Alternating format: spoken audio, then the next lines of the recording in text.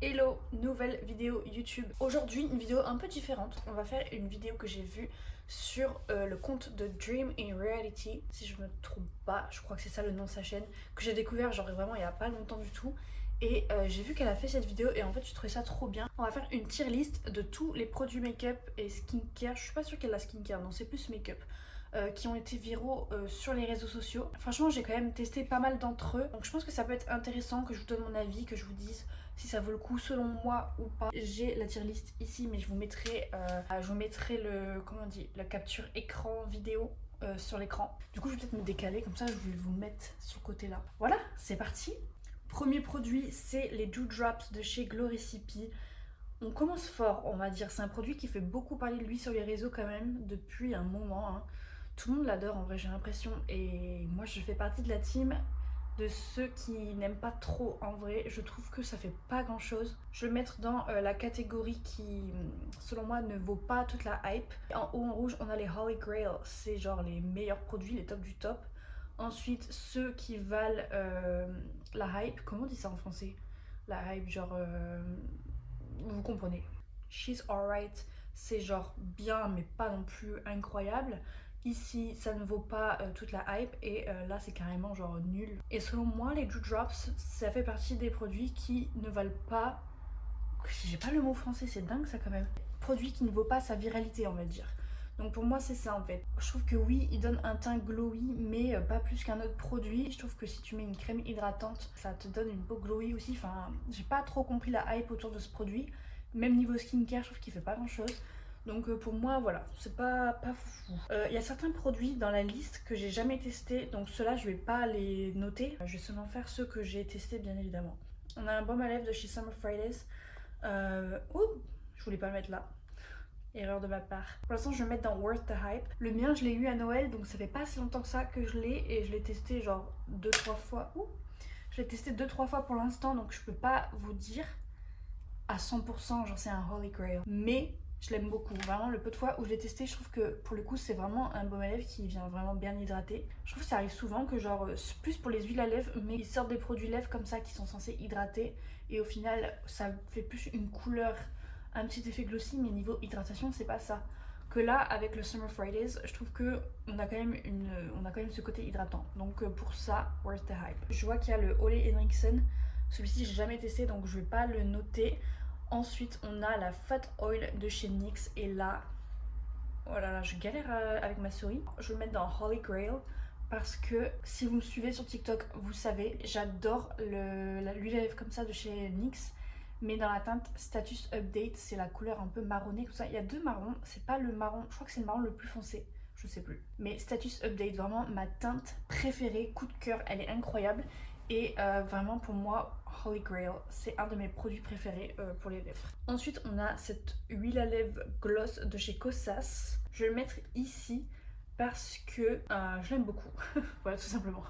Parce que je l'aime beaucoup. Et il me semble que sur TikTok, je vous avais déjà dit que c'était un produit que je rachèterais pas. Pas parce que c'est pas bien, mais parce que le prix en fait, je sais plus combien il coûte. Une vingtaine d'euros peut-être, quelque chose comme ça, je sais plus exactement. Et je trouvais ça un peu cher, mais en fait, plus je l'ai testé et plus je l'ai aimé. Franchement, c'est un très bon produit lèvres. Je sais pas pourquoi j'ai trouvé ce produit lèvres plus cher que d'autres, alors que par exemple chez Rare Beauty, c'est un peu les mêmes prix. Donc, je change un petit peu mon avis que je vous avais donné sur TikTok. Pour moi, c'est un très bon produit et en soi, c'est dans la gamme de prix de la marque en fait. Que ça, c'est pas une marque petit prix, donc voilà. Ensuite, on a les gloss de chez Maybelline. Personnellement, j'en ai un et je vais le mettre dans She's Alright parce que je le pense pas très souvent le mien en vrai. C'est un bon gloss, mais c'est pas non plus un coup de cœur. Je vous avoue que j'ai pas grand chose d'autre à vous dire sur ce gloss, à part qu'il est bien, mais c'est un gloss classique quoi. Les crayons à lèvres de chez Make Up Forever, je les ai pas testés, mais les crayons à lèvres de chez MAC, j'en ai un, il me semble. Et pour moi, c'est not worth the hype. En fait, à chaque fois que je le mets, tout mon produit lèvres que je mets, genre mon gloss ou quoi, ça vient déborder en fait, ça vient filer dans les plis de mes lèvres. Et vraiment, à chaque fois que j'utilise ce crayon à lèvres, Donc voilà, c'est pas non plus une catastrophe, mais c'est pas incroyable, donc je le mets dans cette catégorie là. J'ai pas testé les blushs de chez Dior, donc on va passer aux blushs de chez Rare Beauty, et pour moi ça c'est Holy Grail. Ça fait vraiment partie des meilleurs blushs sur le marché selon moi. Je pense que c'est vraiment les blushs où j'ai le plus de teintes dans ma collection, vraiment je les adore. Ils sont vraiment hyper pigmentés, du coup ça vous dure super longtemps. Ils se blendent très facilement je trouve personnellement. Si jamais vous galérez à estomper vos blushs Rare Beauty, essayez avec un pinceau dense. Perso, mon pinceau préféré c'est le pinceau de chez Rare Beauty qui est fait pour du coup. Mais vraiment ce pinceau là, pour tous mes blushs, clairement tous les blushs crème liquide, je l'adore parce qu'il les applique super bien. Ensuite, le toner de chez Paula's Choice, ça je l'ai jamais testé donc je peux pas le noter. Mais on a les blushs de chez Patrickta. Et je vais le mettre dans Worth the Hype, je pense. C'est celui que j'ai aujourd'hui d'ailleurs, j'en ai eu un à Noël. Je l'ai testé pareil 2-3 fois. Du coup je peux pas encore dire que c'est un Holy Grail, mais je l'aime beaucoup. Après je trouve que c'est peut-être parce que j'ai pris une teinte qui est quand même assez foncée, mais je trouve que c'est pas forcément les plus faciles à travailler parce qu'ils sont très pigmentés. Mais je sais pas, différemment des blushs Rare Beauty qui sont très pigmentés aussi, je sais pas comment vous dire. Après je l'ai là aujourd'hui et personnellement je kiffe quand même, la couleur est incroyable. Les textures ça reste quand même facile à estomper, c'est juste que ça peut vite être un peu trop. La palette Dior j'ai jamais testé et franchement ça m'intéresse pas plus que ça m'attire pas trop. Donc on passe à l'highlighter Rare Beauty et ça pareil je vais le mettre dans Worth the Hype. Parce que vraiment c'est un des plus belles highlighters que j'ai dans ma collection. Je le mets pas dans Holy Grail parce que j'utilise pas tous les jours. Mais l'highlighter, de manière générale, je me rends compte que c'est un produit que j'utilise de moins en moins. Pour moi, la catégorie au-dessus, c'est vraiment des produits que je mets très souvent, qui sont incroyables et que je mets très souvent. Et l'highlighter Rare Beauty, il est incroyable, mais je le mets pas non plus tout le temps. Donc voilà. Mais sinon, il est très bien. Si vous aimez les highlighters hyper pigmentés, très beaux. Si vous aimez les trucs plus naturels, il faut juste en mettre moins. Mais c'est très beau aussi, donc voilà, perso je recommande. Ensuite on a le fard à paupières mono de chez Urban Decay. Je sais pas où le mettre, je pense que je vais quand même le mettre dans Worth the Hype parce que c'est vrai qu'il est magnifique.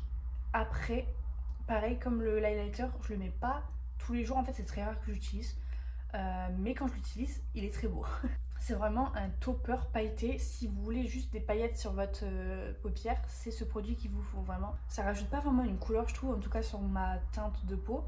Mais c'est très beau. La palette Mario, j'ai pas. La palette, c'est quoi, Natasha Denona, je crois. J'ai pas. Ça non plus, ça non plus, ça non plus, ça non plus, ça non plus. On passe à la poudre de chez Huda. Il y a quelques produits quand même que je n'ai pas testé, mais la poudre de chez Huda, j'ai. Et pour moi, la poudre de chez Huda, c'est Holy Grail. Vraiment, depuis que je l'ai découverte, je l'ai acheté l'année dernière. J'ai vraiment découvert le truc plus tard que tout le monde, mais vraiment pépite, je l'adore. Depuis que je l'ai, vraiment je l'utilise H24. J'ai la teinte Pound Cake et je trouve que ça marche super pour mon teint. Elle fixe super bien le make-up, elle floute, elle matifie, enfin vraiment elle fait tout. Elle fait tout. Alors ensuite, qu'est-ce qu'on a? Le Halo Glow de chez ELF. En fait, vous allez vous dire, elle est vraiment pas difficile cette meuf. Je vais tout mettre en haut de la liste. Mais pour moi, le Halo Glow de chez ELF, c'est au top du top, quoi. Je le kiffe. Je l'ai encore mis aujourd'hui. Je l'adore. Je l'adore. Je trouve que c'est hyper beau sur la peau. C'est nacré, mais c'est vraiment pas pailleté, vous voyez. Perso, je suis pas fan quand il y a des paillettes dans les produits. Sauf les fards à paupières, mais dans les produits teint, je suis pas fan des paillettes. C'est vraiment des jolis nacres, c'est très fin. Vraiment, je trouve ça super beau. C'est fin sur la peau, ça se blende bien, c'est pas cakey. C'est vraiment très beau sur la peau. Moi, je kiffe. Tous ces produits teints ici, je les ai pas. Du coup, on passe au baume à lèvres de chez La Neige. Et ça fait un moment que je l'ai pas testé. Je crois que je l'ai terminé il y a quand même plus d'un an, je pense. J'hésite entre les deux. Je vais mettre dans la catégorie la plus haute parce que déjà ça hydrate super bien les lèvres, genre c'est un des meilleurs baumes à lèvres que j'ai pu tester. Et vous avez aussi cet effet hyper genre glossy, brillant, c'est très beau sur les lèvres en fait. Et le pot, franchement, quand on l'achète on se dit quand même punaise, ça fait un petit peu cher pour un baume à lèvres, mais ça tient super longtemps. Le mien il m'a duré genre un an voire plus, alors qu'il y avait David et moi qui l'utilisaient tous les soirs. Ou presque tous les soirs. Je l'ai pas racheté parce que j'ai d'autres produits lèvres, mais c'est pas impossible qu'un jour je le rachète parce que vraiment je l'avais trop aimé. Ensuite on a le blush de chez Rhode. Ça je l'avais eu à Noël.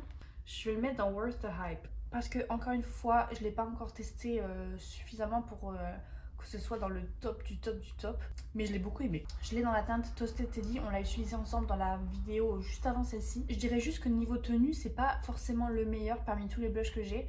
C'est vraiment pour les make-up du style clean girl, vraiment à la Hailey Bieber quoi. Il tient hein, franchement à la fin de la journée, j'en ai encore, mais c'est moins intense qu'au début de la journée. Par exemple le blush de chez Patrick Ta que j'ai maintenant, je sais qu'à la fin de journée j'aurai toujours la même intensité de blush. C'est juste à savoir, ils n'ont pas forcément la meilleure tenue, mais ils tiennent quand même suffisamment, c'est pas totalement effacé au cours de la journée, c'est juste moins intense. Mais la couleur est incroyable, Toasted Teddy, je l'adore, vraiment. Donc pour moi ça vaut le coup et c'est pas impossible que j'achète d'autres teintes honnêtement, parce que j'aime beaucoup. On continue avec Rhode et leur baume à lèvres. Je vais mettre dans la même catégorie. Toujours pour la même raison, je les ai pas testés encore assez pour les mettre dans le top du top. Mais je les aime énormément, vraiment, surtout la teinte espresso. J'aime beaucoup et je trouve que le packaging est très cute. Les couleurs sont très belles. Je trouve qu'on a vraiment ce côté hydratant aussi, comme les Summer Fridays. Et l'opacité, c'est vraiment comme j'aime, genre un peu en transparence, mais pas totalement transparent. Pour moi, vraiment, ils valent le coup. Et vraiment, je comprends toute la hype autour de ces produits-là. Ensuite, les huiles à lèvres de chez Gisou, ça, je vais mettre dans She's Alright. J'en ai une et franchement, je l'aime bien, mais c'est pas un coup de cœur énorme non plus. Je saurais même pas vous dire pourquoi c'est pas un coup de cœur honnêtement. Parce qu'en soi, la texture est bien. Peut-être parce qu'on n'a pas ce côté hydratation justement, ou du moins on l'a beaucoup moins qu'avec les baumes à lèvres que j'ai mis dans la catégorie au-dessus. Le packaging est magnifique, c'est très cute, très clean girl, perso j'aime beaucoup. On termine avec un blush de chez Say. Et ça, je vais mettre dans Worth. Worth the Hype. Ici. Je suis vraiment très gentille en vrai avec les produits. Je me rends compte, j'ai rien mis dans la dernière case. Mais je trouve que vraiment les produits qui sont viraux de manière générale, je les aime bien. Le blush de chez Say. J'essaye de dire cette phrase depuis tout à l'heure. Je n'y arrivais pas. Le blush de chez... Ok. Concentre-toi. Le blush de chez Say. Je l'aime beaucoup. Je l'aime beaucoup parce qu'il s'estompe en 2 secondes, vraiment. Quelques coups de pinceau, le truc il est estompé. Il est très glowy, mais pas collant. Vous voyez, il a pas cette texture genre où tu sens que tu fais la bise aux gens, ça colle quoi, limite tu perds un bout de blush. Il a un côté glowy, mais ça reste très léger sur la peau. La couleur est très belle, moi j'ai la teinte Chili. Mais je dirais que c'est moins opaque, c'est plus en transparence que les Rare Beauty, mais ça reste bien pigmenté. On l'utilisera ensemble en vidéo, comme ça vous verrez. Mais perso, je recommande vraiment les blush Say. Ils sont quand même raisonnables niveau prix, il me semble. Si vous les achetez sur Cult Beauty, utilisez le code, je me souviens plus du code, SallyCB je crois. Ouais, SallyCB, je vous mettrai à l'écran. C'est un code qui vous donne moins 20% sur plein de marques sur Cult Beauty, dont Say. Je pense que c'est tout, hein. Laissez-moi vérifier que j'ai pas testé les autres. Je crois que non, vraiment les autres je les ai pas testés. Si vous avez bougé un petit peu de place, c'est parce que j'avais plus de place sur mon téléphone comme d'habitude. C'est vraiment une galère de filmer avec le téléphone. Mais de toute façon, on avait terminé de classer tous les produits viraux que j'ai testés. Du coup, on va s'arrêter là. J'espère que ça vous a plu.